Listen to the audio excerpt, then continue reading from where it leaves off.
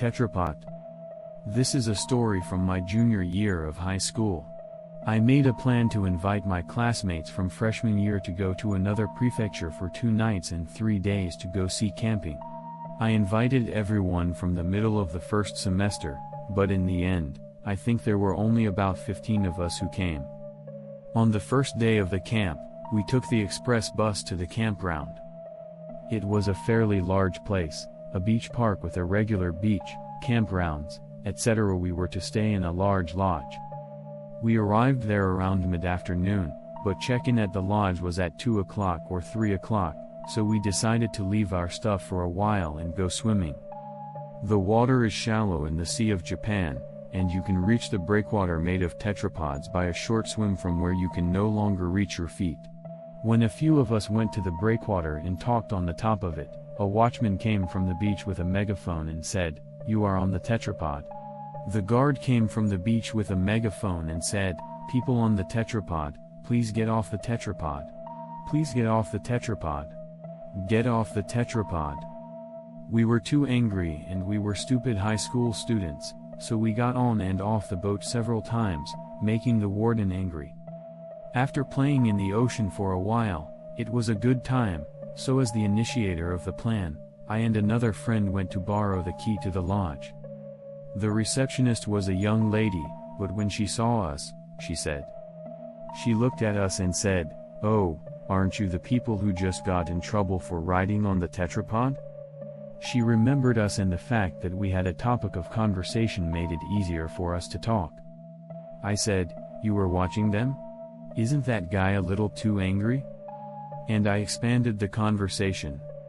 She wanted to say, "Well, you know."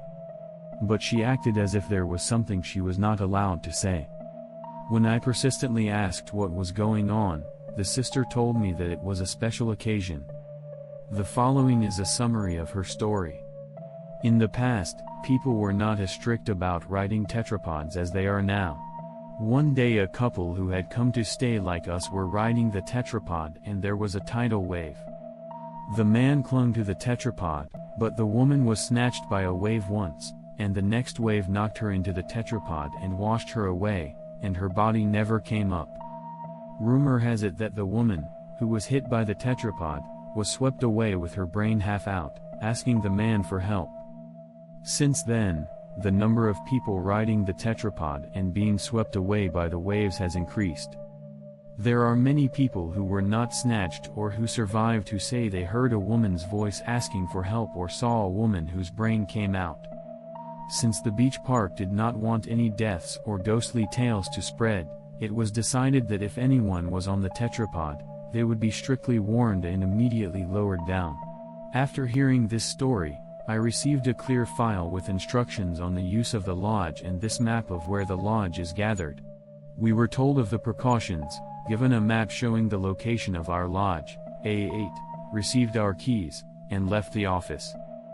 There were girls at the camp, so my friends and I decided to keep the story quiet for a while because it might scare some of them away, and we all went to the lodge.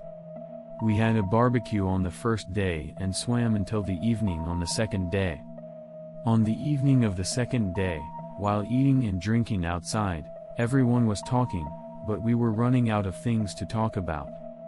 We had a lot of fun, but we were running out of scary stories. So my friend who went to borrow the key with me decided to tell a story he had heard the day before. Right after we finished talking, a security guard with a flashlight came to me. He asked, "Is this the C-16? I was a little nervous when I heard that. I was a little nervous to hear that. One of us looked at the map on the clear file and said, "C-16 is right there, right next to it." One of us was looking at the map on the clear file and answered, "C-16 is right there, right next door."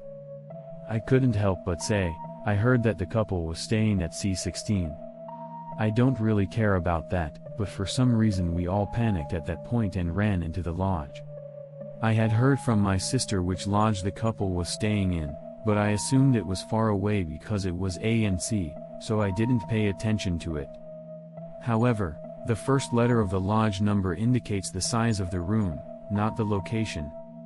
After a while, when I was getting settled in the lodge, I asked the guard, "But why the guard? But why did the guard ask me where C16 was? No one was staying there."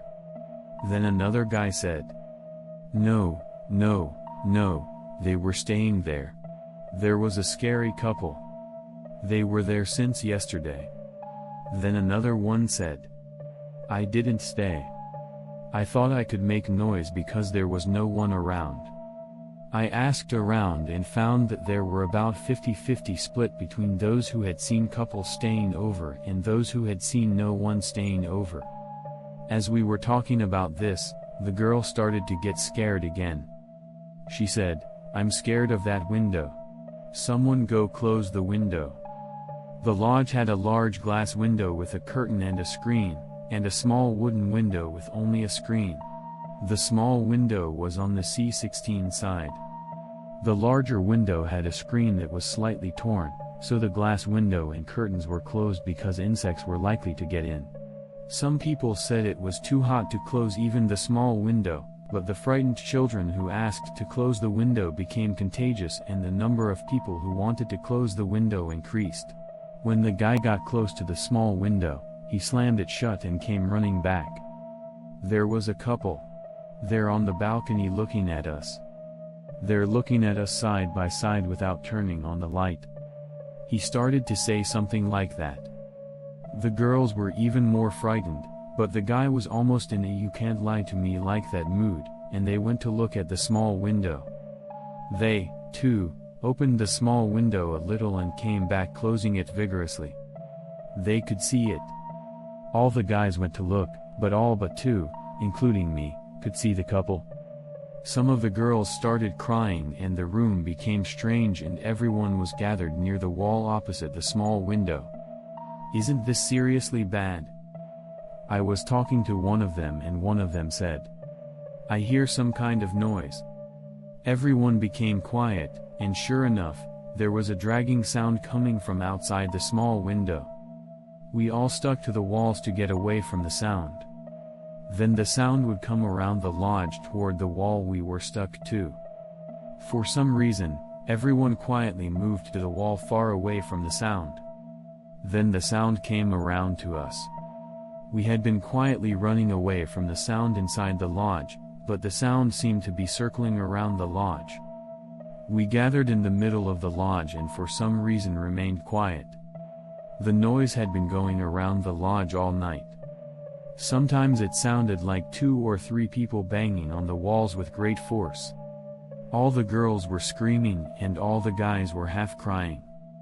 After a few hours, the sound went back to C16. A little later, the morning sun came through the curtains, and it seemed that the sound continued to spin until morning, but no one slept or talked while the sound was spinning.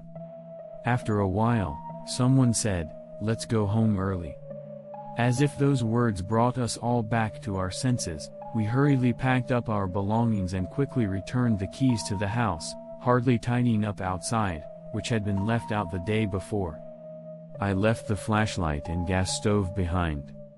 My parents got angry with me. No one talked even at the box-like place to wait for the city bus to take me to the express bus stop. I fell asleep as soon as I got on the express bus, so I don't know what happened to everyone else. I'm sorry for the long and unflattering story. I still can't go to the beach camp, and some of the kids have not been able to go to that beach or to the beach itself since then. This concludes this story. Thank you for listening to the end.